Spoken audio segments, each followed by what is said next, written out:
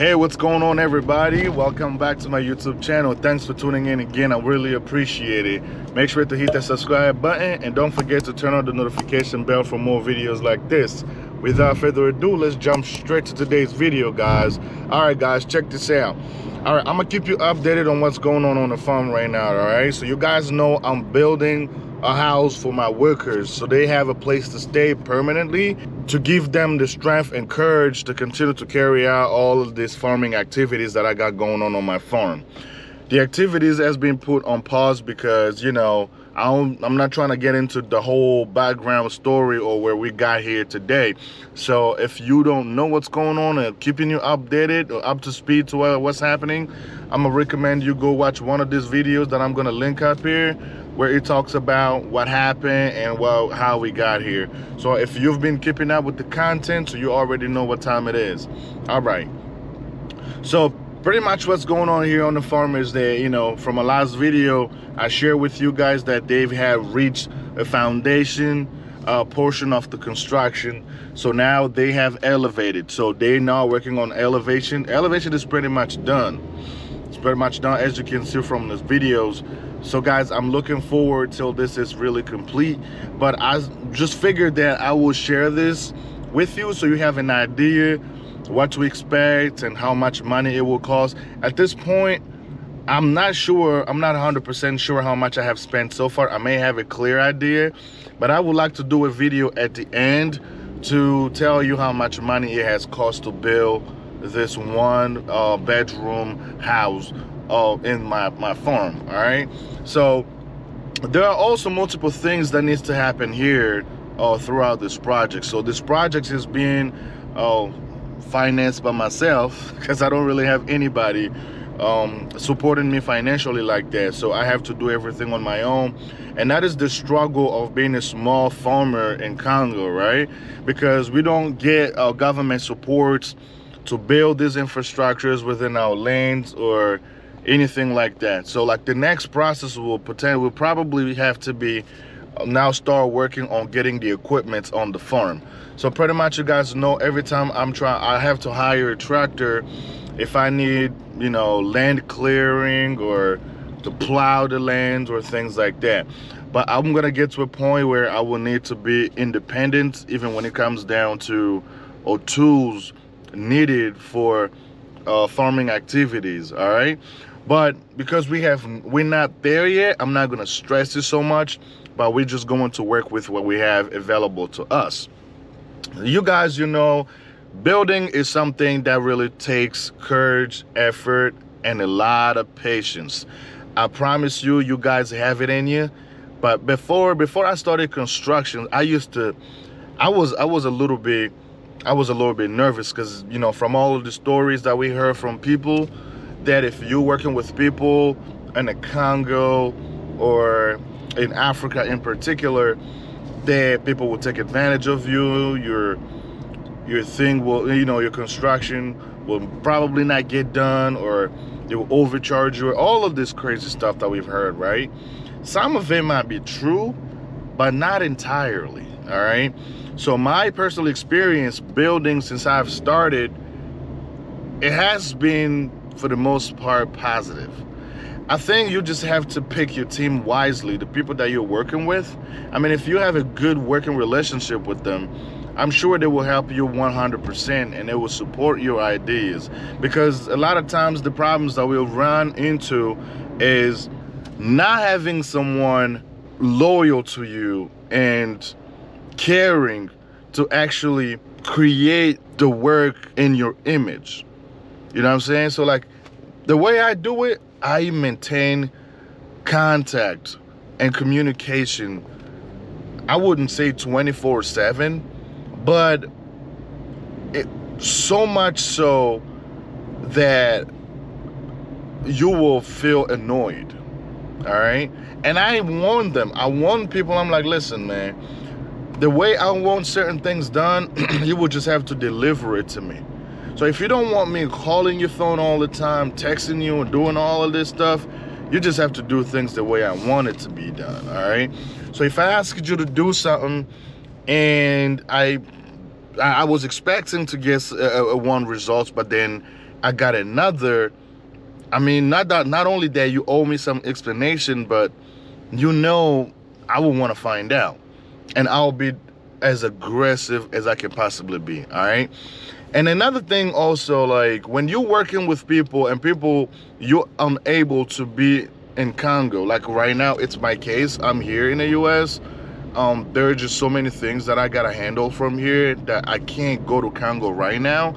I'm planning a trip before the end of the year, but I'm not 100% sure what month, what date exactly. But when that time comes, I will share that with you guys. But I have to rely on my people that are there to pretty much help me out and get this done. Just the same way it was the case when I built my pig barn. So you guys watch my videos, I share with you my journey building a pig barn or whatever, and it got done. So I didn't even have to set foot in Congo while they were building it. But it was done and everything went smoothly. And I'm doing the exact same thing here with my 1-bedroom house, all right? But keep in mind, things will have to be administered. I mean, all right, just keep in mind that it is possible to do all of this stuff. It is possible. You can do it. It's just that fear we have in us sometimes. It is the only fear that's holding us back. That's holding us back. You know what I mean? I mean, if you just believe and your fear is based upon what other people experiences have been, well, let me tell you something. You will never be able to get anything done in Africa or in your home country. It's just that simple. But if you show the willingness to get things done, I promise you and I guarantee you it will be done. You just have to have open-mindedness. You have to be open-minded to get there, all right? So let me tell you something. You know, a lot of people know that it's not easy, all right, to start a business in America or any of the Western countries, all right? The level of bureaucracy and the amount of paperwork that you will have to deal with, it is so outrageous that before even you establish your business, just the paperwork alone, the fees that you have to pay, it's just enough money to start a business in Africa. And we know starting a business or starting building in Africa is not gonna cost you that much money. So, and I've shared with you in my last videos that building materials in Congo is it's so affordable because most of these materials are produced locally. So you really don't need to like import building materials in Congo, unless if you really want to be too fancy where you want to import things from Dubai or China, whatever. But if you really want like a good quality to like materials, all of it you will get it in Congo. We have cement factories, we have multiple things. Now they're producing tiles. We have tiles factories in Congo. I mean, in Kinshasa there too. Like, pretty much everything is there. All you have to do is just that you put your money where your mouth is and watch it play out. All right, guys. So there's more stuff, all right, in this project that I was not gonna talk about it, but for the sake of the video and my audience, because I want you guys to be aware of what's happening in Congo or in Africa in general, in the event you're planning on doing something similar. Well, you guys looking at this structure, I'm sure some of you may be impressed, some of you, may encourage or whatever. I'd appreciate every support that I can get. But unfortunately, this house has, reached this level, but the guy who has started building, I had to fire him. I had to fire him because I learned a lot of things about him that didn't make him worthy of continuing to build anything for me even in the future, or like ever. All right. So let's just say that I ended up finding out that this guy was over charging the estimates. Let's just say that if an iron bar costs let's say $10, he will put $15 on the paper. And then we're talking about like multiple tools that you're gonna need, right? So like the amount of money that I've paid this dude for this particular project and the tools that I have purchased, I would have been able to build a 2-bedroom house if I had known prior to that. I had known the price on the markets like right now. Cause like after we fired him, I already knew that I was gonna fire him before I told him that I was firing him, but I still had to like find somebody ASAP who was going to continue where he left off, right? So I started making phone calls, and eventually I reached out to the guy who actually built the fence for me. I started with him, right? So, you know, I told him what was going on, and I sent him the estimate. He looked at it, and he asked me, are you building a 2-bedroom house? I said, no. It's like, well, the amount of materials that are asked here on this paper, it's enough to build you a 2-bedroom apartment. I said, well, the reality is the opposite of that.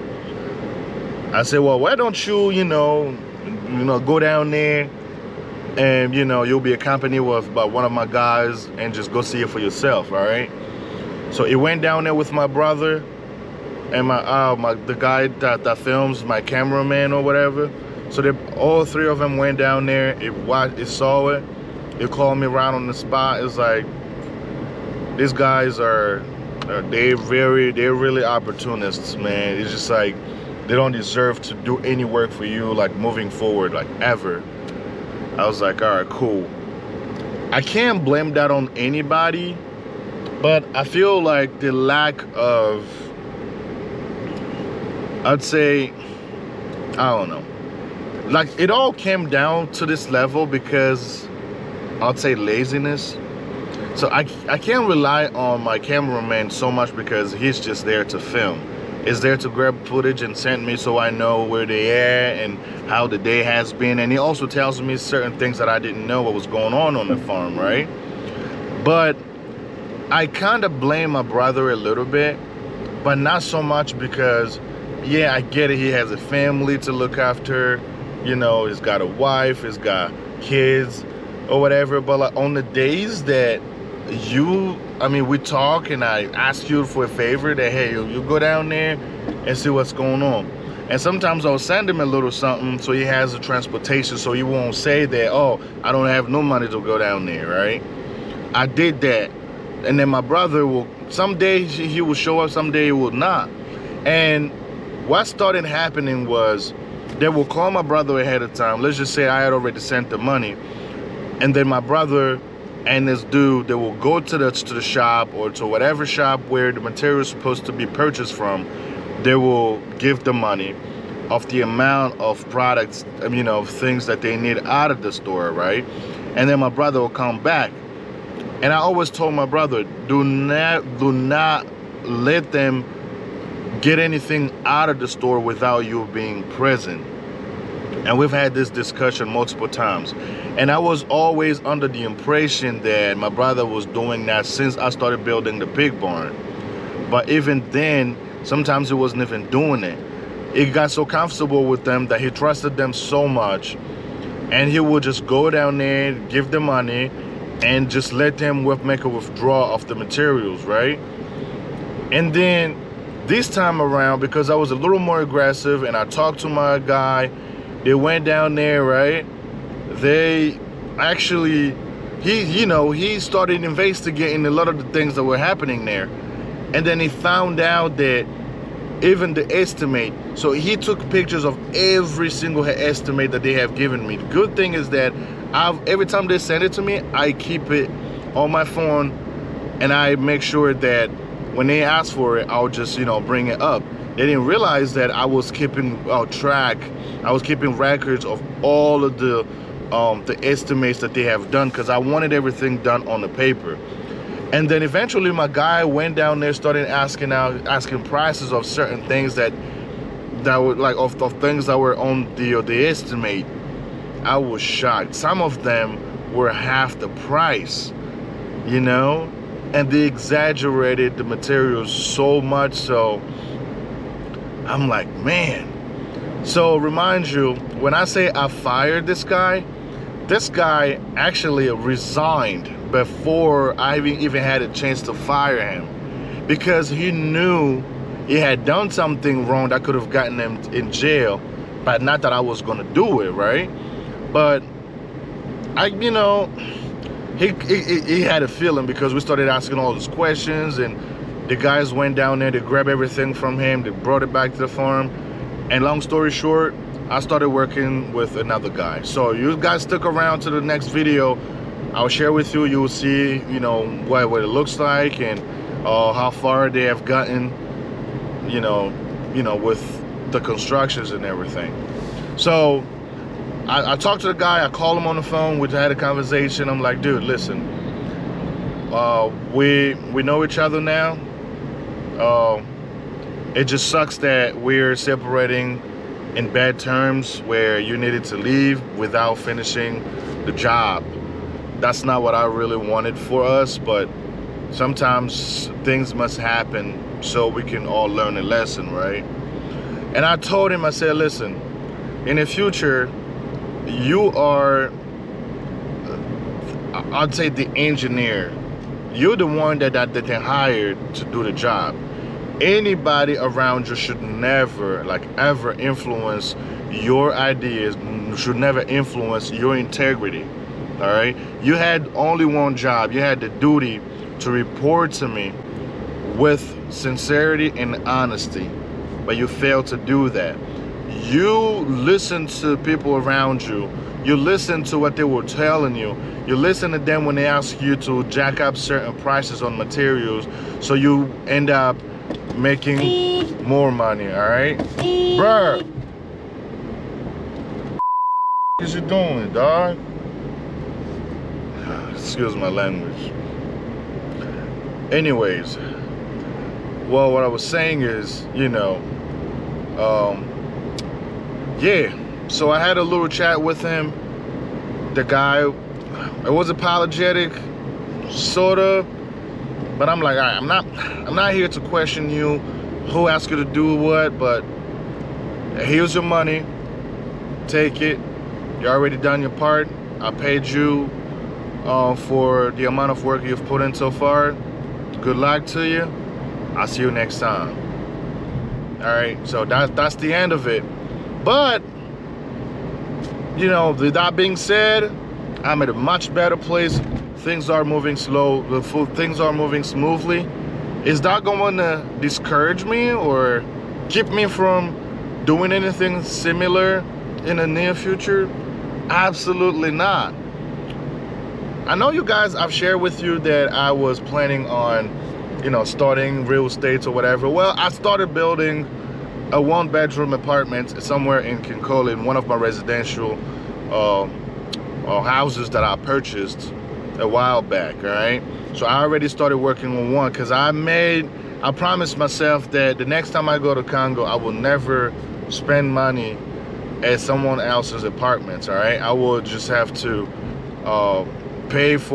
I will have to build my own, so when I go down there next time, I'll stay in my own apartments. That was the promise I made to myself, and nothing is gonna change that, all right?